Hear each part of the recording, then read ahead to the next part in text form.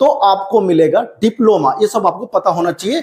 अगर आप 3 साल का प्रोग्राम कर लेंगे पूरा कंप्लीट, तो आपको मिलेगा डिग्री। छात्र ध्यान रखना, सीधा पीएचडी कर सकते हैं, तो आप डायरेक्ट पीएचडी में एडमिशन ले सकते हैं। Hello and welcome to all of you once again, this is Mukesh Kumar and you are watching digital science Pathshala. देखो स्टूडेंट्स, अगर आप भी इस साल 2024-25 में करने जा रहे हैं ग्रेजुएशन, तो आपके लिए एक छोटा सा न्यूज है जो मैं लेकर के आया हूं। आप सभी जानते हैं कि 2020 से नई शिक्षा नीति लागू हो चुकी है।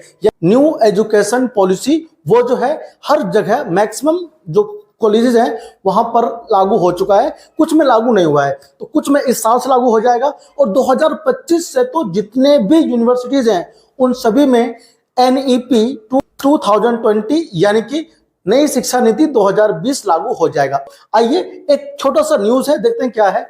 न्यूज ये है कि ग्रेजुएशन में 5 साल की चॉइस बदला BSc मेडिकल साइंस का नाम।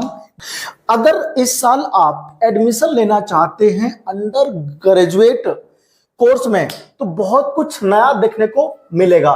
यह बदलाव केंद्र सरकार के निर्देश पर नई शिक्षा नीति के तहत किया जा रहा है इस साल से। देखो यहां पर कुछ मोटी मोटी बातें हैं जो मैं आपको समझाना चाहूंगा।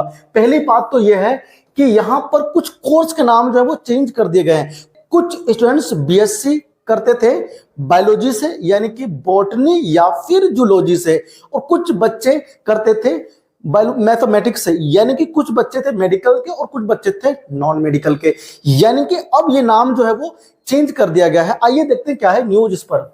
देखिए यूजी एडमिशन 2024 में क्या चेंज हुआ है।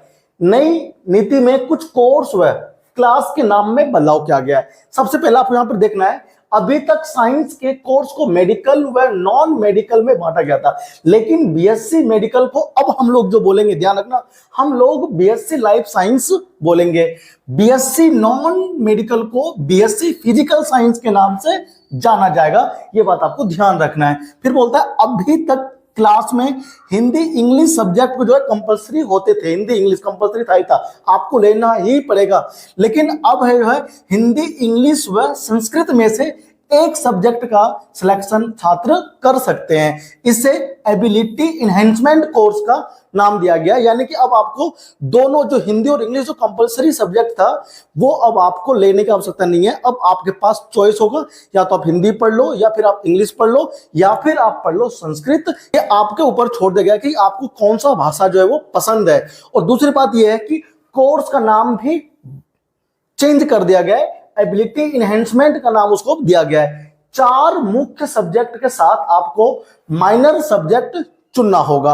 अब आगे पढ़ते हैं। जो आप करते हो ग्रेजुएशन वो according to new education policy वो 4 साल का हो गया है। पहली बात, पहले साल में अगर आप पढ़ के छोड़ देंगे तो आपको मिलेगा केवल सर्टिफिकेट। अगर आप 2 साल का कर लेते हैं तो आपको मिलेगा डिप्लोमा। ये सब आपको पता होना चाहिए। अगर आप 3 साल का प्रोग्राम कर लेंगे पूरा कंप्लीट, तो आपको मिलेगा डिग्री। आप अगर 4 साल का प्रोग्राम करते हैं कंप्लीट, तो आपको ऑनर्स डिग्री वो जो है दिया जाएगा, यानी कि जो आपको डिग्री मिलेगा उसका नाम होगा ऑनर्स डिग्री।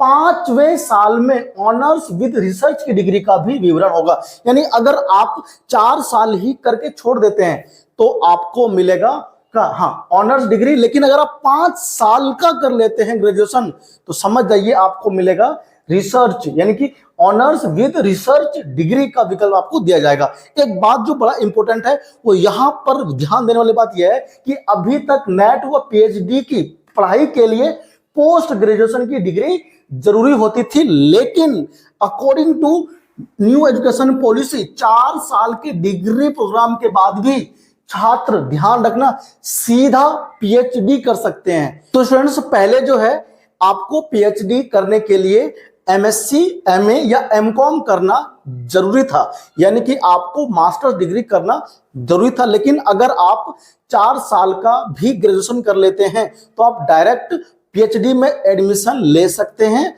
और हाँ, आप क्वालिफाई कर जाएंगे नेट एग्जाम देने के लिए। तो ये था आज का न्यूज आपके लिए, जो कि मुझे लगा आपको बता देना चाहिए, तो मैंने आपको बता दिया। इसी प्रकार के और वीडियोस के लिए चैनल को सब्सक्राइब कर लें, वीडियो को लाइक और दोस्तों को शेयर जरूर कर दें। आपसे मिलूंगा एक और नई वीडियो में, तब तक के लिए नमस्कार, जय हिंद, अपना बहुत बहुत ध्यान रखें। Thank you.